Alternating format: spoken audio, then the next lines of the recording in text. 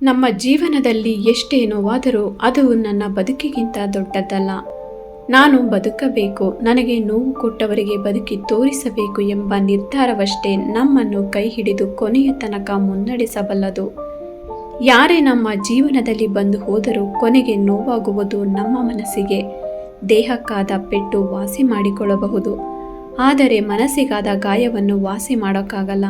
ನಮ್ಮ ಮನಸ್ಸಿಗೆ ಗಾಯ ಮಾಡಿದವರನ್ನು ನಾವು ಮರೆತಿದ್ದೇವೆ ಎಂದು ಹೊರಗಿನಿಂದ ತೋರ್ಪಡಿಸಿಕೊಂಡರೂ ಒಳಗಿನ ನೋವು ಇದ್ದೇ ಇರುತ್ತದೆ.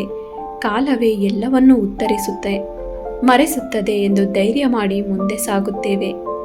ಕಾಲ ಜೀವನದ ಪಾಠ ಕಲಿಸುತ್ತದೆ, ಆದರೆ ಮನಸ್ಸಿನೊಳಗೆ ಅಡಗಿರುವ ನೋವು ಕಾಲದ ಜೊತೆ ಸಾಯುವುದಿಲ್ಲ.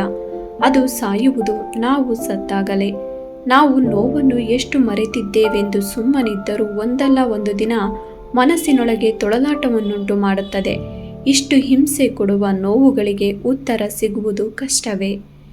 ಇತರರು ತಪ್ಪು ಮಾಡಿದಾಗ ನೈತಿಕತೆ ಹೇಳುತ್ತೇವೆ, ಆದರೆ ತಪ್ಪು ಮಾಡಿದಾಗ ಕಾರಣವನ್ನು ಹೇಳುತ್ತೇವೆ.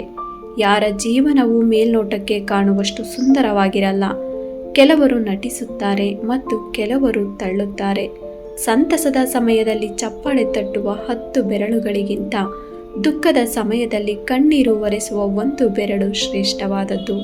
ಸಿಗಲ್ಲ ಅಂತ ಗೊತ್ತಿದ್ರೂ ನಾವು ಅದನ್ನೇ ಇಷ್ಟಪಡ್ತೀವಿ. ಯಾಕೆ ಗೊತ್ತಾ? ಸಿಗುವ 100 ವಸ್ತುಗಿಂತ ಸಿಗದೇ ಇರೋ 1 ವಸ್ತು ಮಾತ್ರ ನಮ್ಮ ಮನಸ್ಸನ್ನು ಗೆದ್ದಿರುತ್ತೆ.